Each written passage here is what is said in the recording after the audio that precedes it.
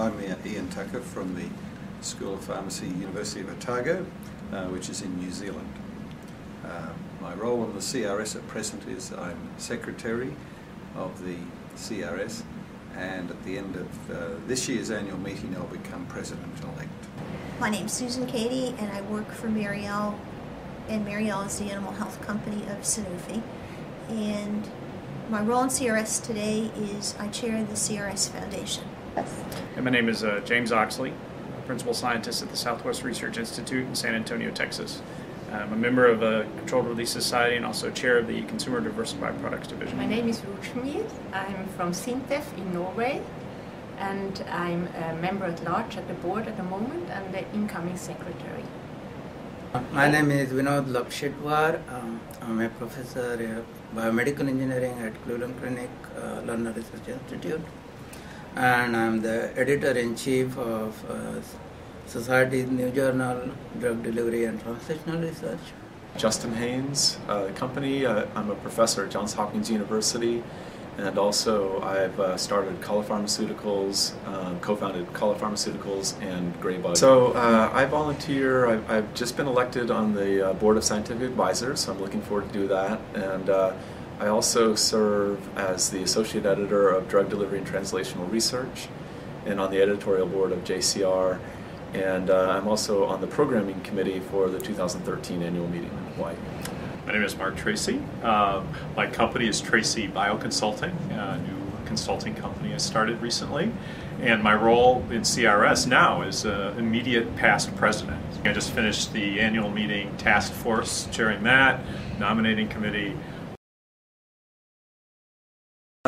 It was a colleague who said to me, basically, you should join the CRS because it's an organisation which represents the area of your research interest. So it was on a recommendation from a colleague who had been a member for a number of years. Many, many years ago now, I became a member of CRS because I was interested in controlled release technology. At the time when I started in the industry, controlled release technology was just starting out, and I became a member in 1982. And went to my first CRS meeting, and at that time a lot of the meetings were held in Fort Lauderdale. And so I got to go to some of this, what I call smaller meetings that had a lot of networking, and people like Nick Pepis, Bob Langer, George Heller were all there and encouraged me as a young scientist. And there's nothing better than going to a meeting and having some of the pioneers in the industry, commenting and critiquing your work. And so that actually started me in controlling these delivery systems for animal health. Well, several reasons. I'd say first and foremost, to network, to get to know other members of the Controlled Release Society. And secondly, because it's in my field of work. As in the Department of Microencapsulation and Nanomaterials, it's important that we network and learn new ideas and share new ideas. So to network, to advertise our capabilities, and to share what we're doing as well. My main activity at work in science is encapsulation in very many different areas, from oil and gas industry to medicine. So it was natural for me to attend the meetings, and it was natural to get a member. So CRS is the society that covers translational research and drug delivery, and I have been working in drug delivery science for the last 25 years. So it's natural that I've become a member of this society that advances the science of drug delivery and translational research. Well, I was doing a PhD with Bob Langer in the early 90s, and CRS is, obviously the leading society even back then for delivery research, and went to a couple of the annual meetings back in the early 90s, and it's been the best meeting for more than, gosh, it's almost 2 decades now since I've been coming. What brought me here was the science. I just started a job in the delivery field, and I wanted to learn about the delivery fields. That's what got me here. What kept me coming was the science, but also the people that I met over the years. I think it's, for me, it's the diversity, because delivery science is a diverse scientific field, and it attracts, and the organization is an international organization. So, today, science moves at interfaces. So diverse science, bringing that together is key for technical and scientific advancement. In my opinion, CRS is right in the center of that, and that is what I appreciate about the field and the society, and then the people are the glue. I like to go to the meeting and have the great science and meet the scientists, but I also really like the networking, getting a network on a professional basis, but also getting good friends. Brings together the best people for the best annual meeting, and has the great journals, and the Journal of Controlled Release and the newer drug delivery and translational research. Those are important service to our society. And also, I really enjoy being involved with the young, meeting the up-and-coming students and postdocs and young faculty that are going to be the leaders of the future. I think it's an organization which represents my research area, and so it provides an opportunity for networking and interaction with similar-minded people internationally. CRS has led me to interact with a lot of different scientists from around the world in a lot of different disciplines. And so over the years, I really appreciate the networking that can go on in a meeting like this and talking to people with diverse science backgrounds. And it's led me over the years to put together different programs for my own work, drawing on resources from around the world. And I think that networking is just so important for all scientists, especially when they're young in their career. I would say the camaraderie, the people we get to meet and share ideas across multiple disciplines. So, because I work not only in pharmaceuticals but other areas related to controlled release, I get to learn about these new and different applications of controlled release and how they can be applied. When you become a member of CRS, you see so many benefits of becoming a member. One example is that at the annual meeting, you come and you learn, you educate yourself, and so it's kind of a learning process, and you kind of get educated. So that's the advantage of CRS, and you feel like being a part of the society which is kind of your own.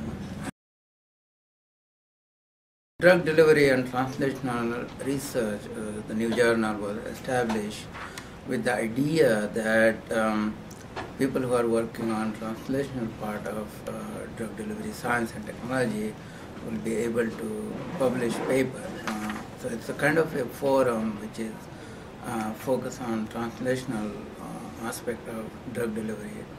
And so the journal started publishing paper in 2011, and now we are in the second year of the journal and doing very well.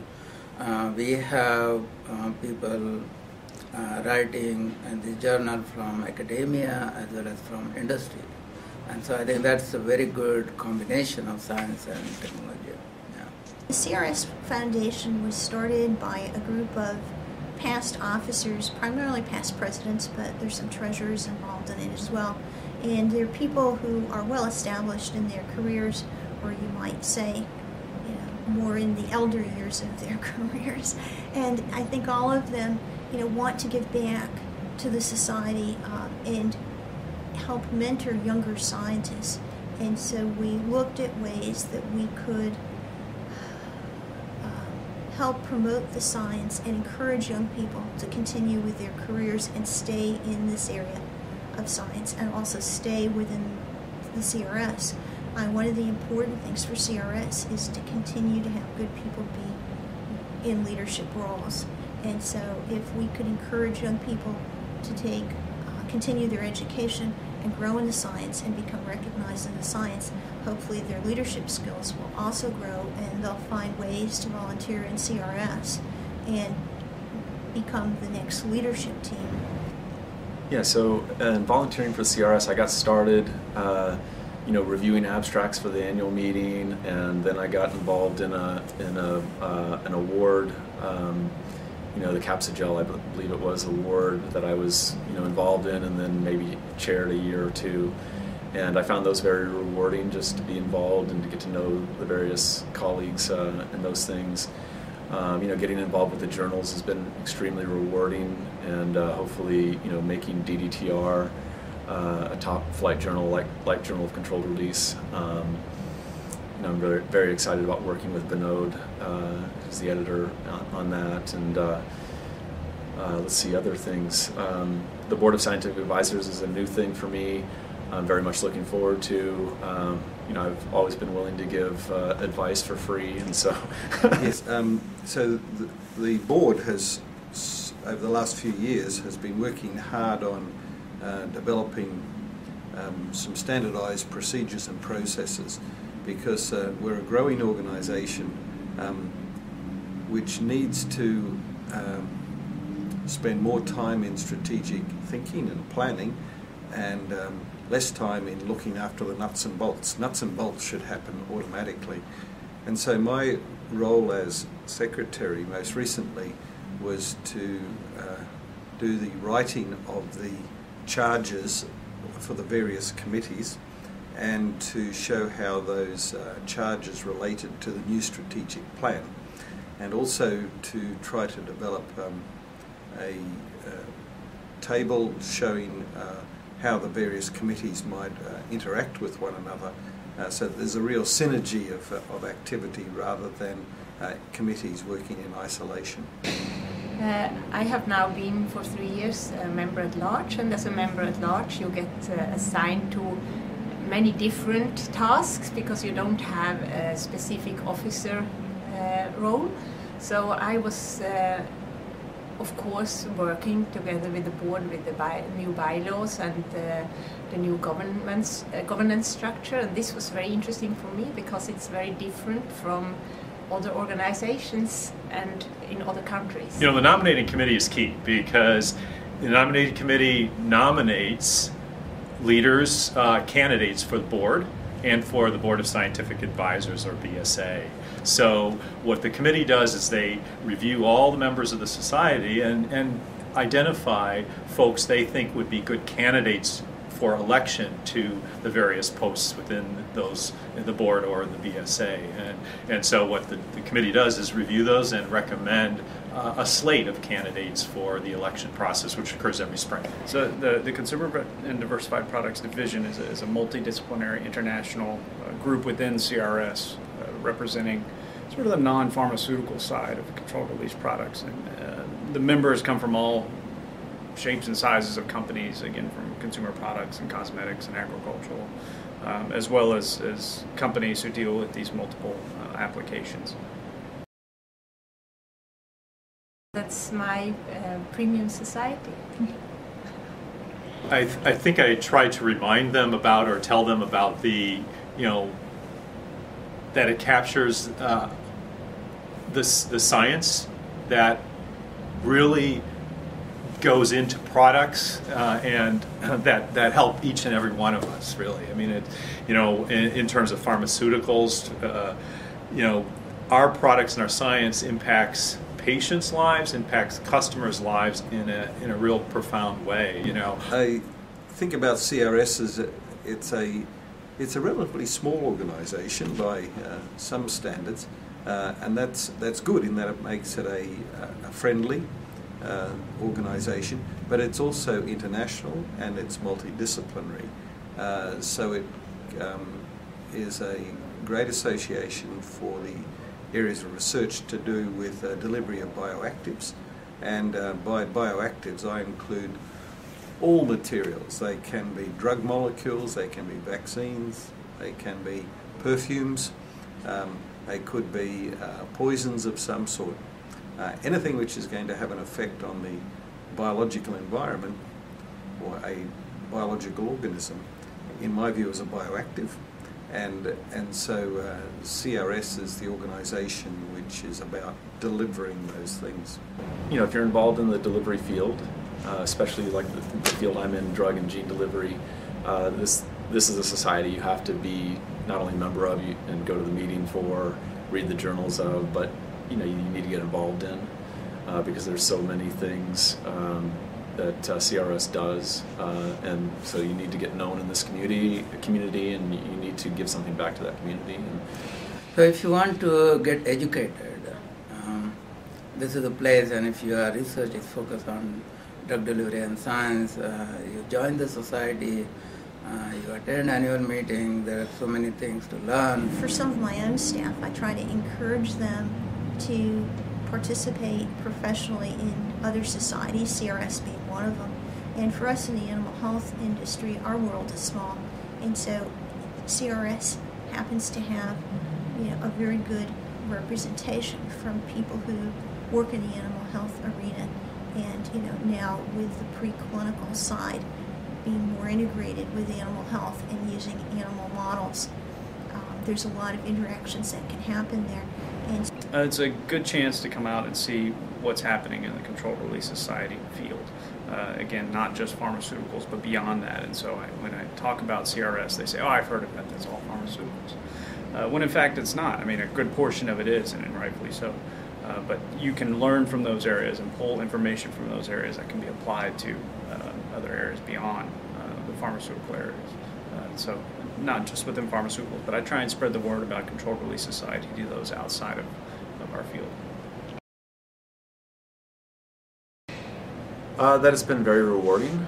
You get to know a lot of wonderful people. CRS is a global society, and so you don't always get to know people as well who are abroad, and you get opportunities when you volunteer in CRS because it is such a global society. I think that's a great way to get known and to get to know other people. I think it's very rewarding to have an impact on your field, and you can do that through volunteering at CRS. Again, do it. There's no better way to be a part, to feel a part of the field, to learn. Sometimes people think about that it's work. It isn't work. It's really benefits you because you learn from your colleagues, you meet your colleagues, you develop friendships that last a lifetime, and it really comes from volunteering. And so if you're not a volunteer, do it. I would say it's a great thing to do.